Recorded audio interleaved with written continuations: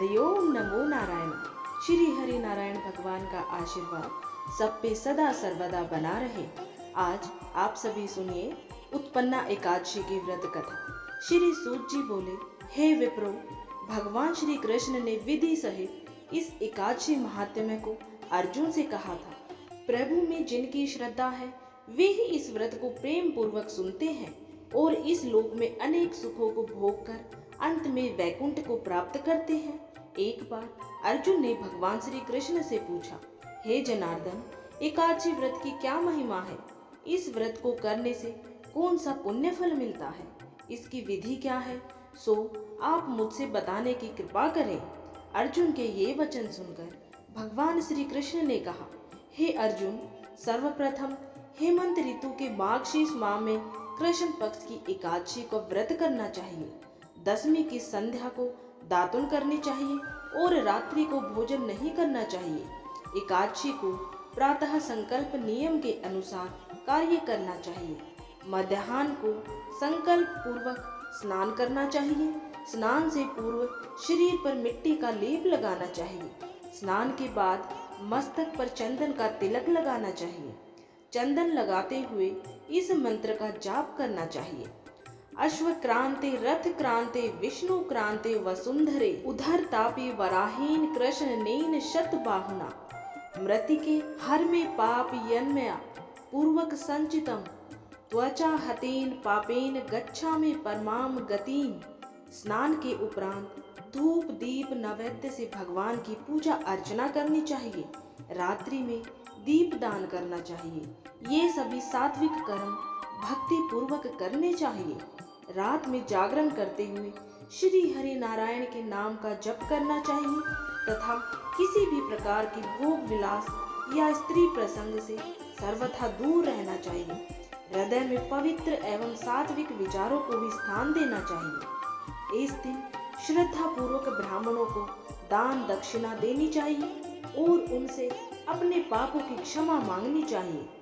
धार्मिक जनों को शुक्ल पक्ष और कृष्ण पक्ष की दोनों एकादशियों को एक समान समझना चाहिए। इनमें भेदभाव नहीं करना चाहिए। ऊपर लिखी विधि के अनुसार जो मनुष्य एकादशी का व्रत करते हैं उनको शंखुधार तीर्थ एवं दर्शन करने से जो पुण्य प्राप्त होता है वह एकादशी व्रत के पुण्य के 16वें भाग के बराबर भी नहीं है।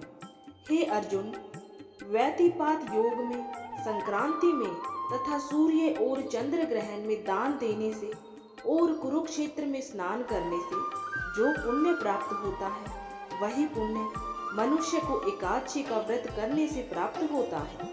हे कुंती नंदन, जो फल वेद पाठी ब्राह्मणों को 1000 को दान करने से प्राप्त होता है उससे 10 गुना अधिक पुण्य एकादशी का व्रत करने से मिलता है। 10 श्रेष्ठ ब्राह्मणों को भोजन कराने से जो पुण्य प्राप्त होता है वह एकादशी के पुण्य के 10वें भाग के बराबर होता है। निर्जला व्रत करने का आधा फल एक बार भोजन करने के बराबर होता है। अतः एकादशी का व्रत करने पर ही यज्ञ, दान, तप आदि मिलते हैं, अन्यथा नहीं। अतः एकादशी का व्रत अवश्य ही करना चाहिए। इस एकादशी के व्रत में शंख से जल नहीं पीना चाहिए। मांसाहार तथा अन्य निरामिष आहार का एकादशी के व्रत में सर्वथा निषेध है। एकादशी व्रत का फल 1000 यज्ञों से भी ज्यादा है। भगवान श्री कृष्ण के वचन सुनकर अर्जुन ने कहा, हे प्रभु, आपने इस एकादशी का व्रत के पुण्यों को अनेक तीर्थों के पुण्य से भी श्रेष्ठ तथा पवित्र क्यों बतलाया है? कृपा करके यह सब आप विस्तार पूर्वक कहिए। श्री कृष्ण भगवान बोले, हे पार्थ, सतयुग में एक महाभयंकर दैत्य हुआ था। उसका नाम मुर था। उस दैत्य ने इंद्र आदि देवताओं पर विजय प्राप्त कर उन्हें उनके पद से हटा दिया था। तब इंद्र ने भगवान शंकर से प्रार्थना की, हे भोलेनाथ, हम सब देवता मुर दैत्य के अत्याचारों से दुखी होकर मृत्यु लोक में अपना जीवन व्यतीत कर रहे हैं। राक्षसों के भय से हम बहुत दुख और कष्ट भोग रहे हैं। मैं स्वयं बहुत दुखी और भयभीत हूँ। अन्य देवताओं की तो बात ही क्या है। अतः हे कैलाशपति, कृपा कर आप मूर दैत्य के अत्याचार से बचने का उपाय बतलाइए। देवराज की प्रार्थना सुन भगवान शंकर जी ने कहा, हे देवेंद्र, आप भगवान श्री हरि के पास जाइए। मधु कैटभ का संहार करने वाले भगवान विष्णु देवताओं को अवश्य ही इस भय से मुक्त करेंगे। महादेव जी के आदेशानुसार इंद्र तथा अन्य देवता क्षीर सागर गए, जहाँ पर भगवान श्री हरि शेष सैया पर विराजमान थे। इंद्र सहित सभी देवताओं ने भगवान विष्णु के समक्ष उपस्थित होकर उनकी स्तुति की। हे तीनों लोकों के स्वामी, आप स्तुति करने योग्य हैं। हम सभी देवताओं का आपको कोटि कोटि प्रणाम है।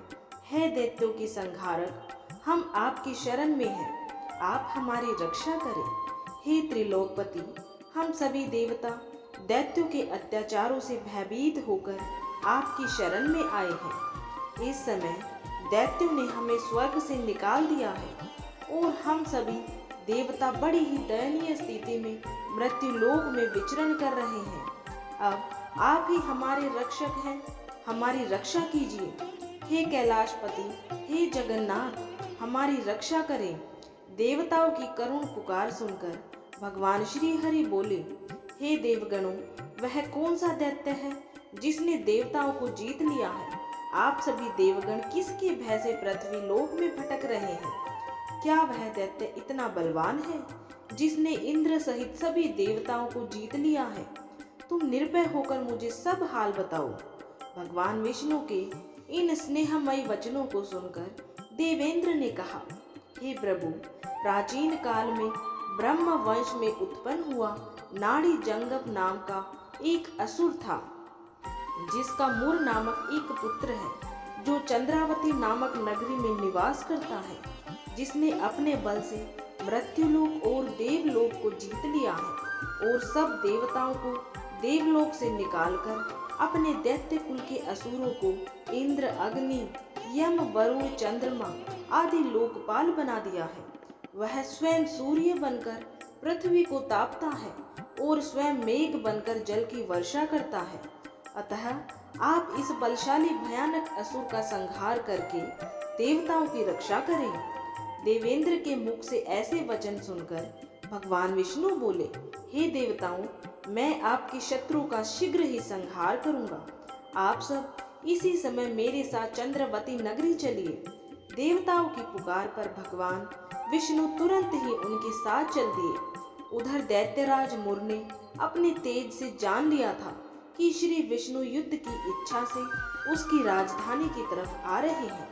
अतः अपने राक्षस योद्धाओं के साथ वह भी युद्ध भूमि में आकर गरजने लगा। देखते ही देखते युद्ध शुरू हो गया। युद्ध शुरू होने पर अनगिनत असुर अनेक अस्त्रों शस्त्रों को धारण कर देवताओं से युद्ध करने लगे, किंतु देवता तो पहले ही डरे हुए थे। वह अधिक देर तक राक्षसों का सामना ना कर सके और भाग खड़े हुए। तब भगवान विष्णु स्वयं युद्ध भूमि में आ गए। दैत्य पहले से भी ज्यादा जोश में भरकर भगवान विष्णु से युद्ध करने लगे। वे अपने अस्त्र शस्त्रों से उन पर भयंकर प्रहार करने लगे। दैत्यों के आक्रमण और वारों को श्री विष्णु भगवान अपने चक्र और गदा के प्रहारों से नष्ट करने लगे। इस युद्ध में अनेक दैत्य सदा के लिए मृत्यु की गोद में समा गए, किंतु दैत्यराज मूर भगवान विष्णु के साथ निश्चल भाव से युद्ध करता रहा। उसका तो जैसे अभी बाल भी बांका नहीं हुआ था। वह बिना डरे युद्ध कर रहा था। भगवान विष्णु मूर को मारने के लिए जिन जिन शस्त्रों का प्रयोग करते, वे सब उसके तेज से नष्ट होकर उस पर पुष्पों के समान गिरने लगते। अनेक अस्त्रों शस्त्रों का प्रयोग करने पर भी भगवान विष्णु उसे जीत ना सके। तब वे आपस में मल्ल युद्ध करने लगे। भगवान श्री हरि उस असुर से देवताओं के लिए सहस्त्र वर्ष तक युद्ध करते रहे, किंतु उस असुर से जीत ना सके। अंत में भगवान विष्णु शांत होकर विश्राम करने की इच्छा से बद्रिकाश्रम स्थित 38 कोस लंबी एक द्वार वाली हेमवती नाम की एक गुफा में प्रवेश कर गए। हे अर्जुन, उस गुफा में प्रभु ने शयन किया। भगवान विष्णु के पीछे पीछे वो दैत्य भी चला आया था। भगवान श्री हरि को सोता देखकर वह उन्हें मारने को तैयार हो गया। वो सोच रहा था कि मैं आज अपने चिर शत्रु को मारकर हमेशा हमेशा के लिए निष्कंटक हो जाऊंगा, परंतु उसकी ये इच्छा पूर्ण ना हो सकी, क्योंकि उसी समय भगवान विष्णु की देह से दिव्य वस्त्र धारण किए एक अत्यंत ही मोहिनी कन्या उत्पन्न हुई और राक्षस को ललकार कर उससे युद्ध करने लगी। उस कन्या को देखकर राक्षस को घोर आश्चर्य हुआ और वो सोचने लगा कि यह ऐसी दिव्य कन्या कहाँ से उत्पन्न हुई, और फिर वह असुर उस कन्या से लगातार युद्ध करता रहा। कुछ समय बीतने पर उस कन्या ने क्रोध में आकर उस दैत्य के अस्त्र शस्त्रों के टुकड़े टुकड़े कर दिए, उसका रथ तोड़ डाला। अब तो उस दैत्य को बड़ा ही क्रोध आया और वह सारी मर्यादाएं भंग करके उस कन्या से मल्ल युद्ध करने लगा। उस तेजस्वी कन्या ने उसको धक्का मारकर मूर्छित कर दिया और उसकी मूर्छा टूटने से पूर्व ही उसका सिर काटकर धड़ से अलग कर दिया। सिर काटते ही वह असुर पृथ्वी पर गिरकर मृत्यु को प्राप्त हुआ। बाकी बचे असुर अपने राजा का ऐसा दुखद अंत देखकर भयभीत होकर पाताल लोक में भाग गए। भगवान विष्णु जब निद्रा से जागे तो उस असुर को मरा देखकर उन्हें घोर आश्चर्य हुआ और वे सोचने लगे कि इस महाबली को किसने मारा है। तब वह तेजस्वी कन्या श्री हरि से हाथ जोड़कर बोली, हे जगदीश्वर, यह असुर आपको मारने को उद्धत था। तब मैंने आपके शरीर से उत्पन्न होकर इस असुर का वध किया है। कन्या की बात सुन श्री हरि नारायण भगवान बोले, तुमने इस असुर को मारा है, अतः हे कन्या, मैं तुमसे अत्यंत ही प्रसन्न हूँ। इसे मारकर तुमने तीनों लोकों के देवताओं के कष्ट को हरा है, इसलिए तुम अपनी इच्छा अनुसार वरदान मांग लो। मैं तुम्हारी प्रत्येक इच्छा को पूर्ण करूंगा।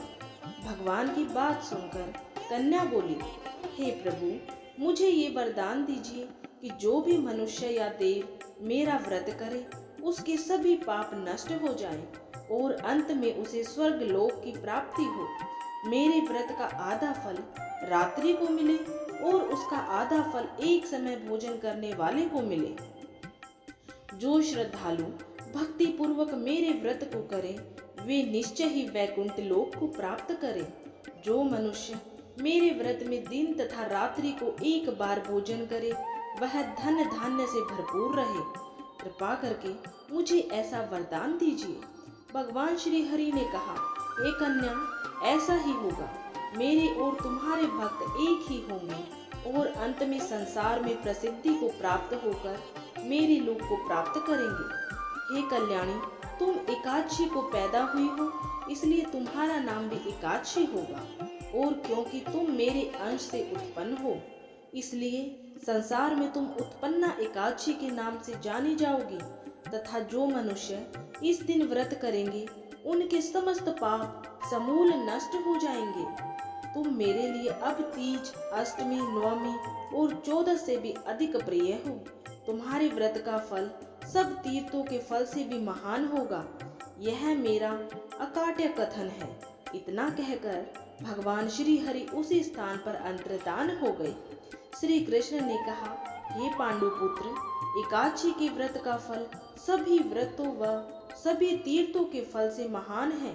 एकादशी व्रत करने वाले मनुष्यों के शत्रुओं का मैं जड़ से नाश कर देता हूँ और व्रत करने वाले को मोक्ष प्रदान करता हूँ। उन मनुष्यों के जीवन के जो भी कष्ट होते हैं मैं उन्हें भी दूर कर देता हूँ। अर्थात मुझे अत्यंत प्रिय एकादशी के व्रत को करने वाला प्राणी सभी ओर से निर्भय और सुखी होकर अंत में मोक्ष को प्राप्त होता है। हे कुंती पुत्र, यह मैंने तुम्हें एकादशी की उत्पत्ति के विषय में बतलाया है। एकादशी व्रत सभी पापों को नष्ट करने वाला और सिद्धि प्रदान करने वाला है। श्रेष्ठ मनुष्य को दोनों पक्षों की एकादशियों को समान समझना चाहिए, उनमें भेदभाव करना उचित नहीं है। जो मनुष्य एकादशी महात्म्य का श्रवण व पठन करेंगे उन्हें अश्वमेध यज्ञ के समान फल प्राप्त होगा। यह मेरा अकाट्य वचन है।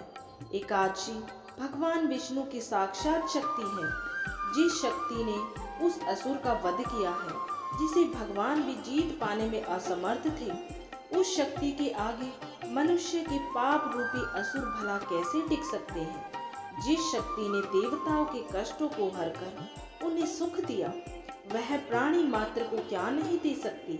सुख, समृद्धि, शांति और मोक्ष, समस्त सुख सहज ही प्राप्त हो जाते हैं।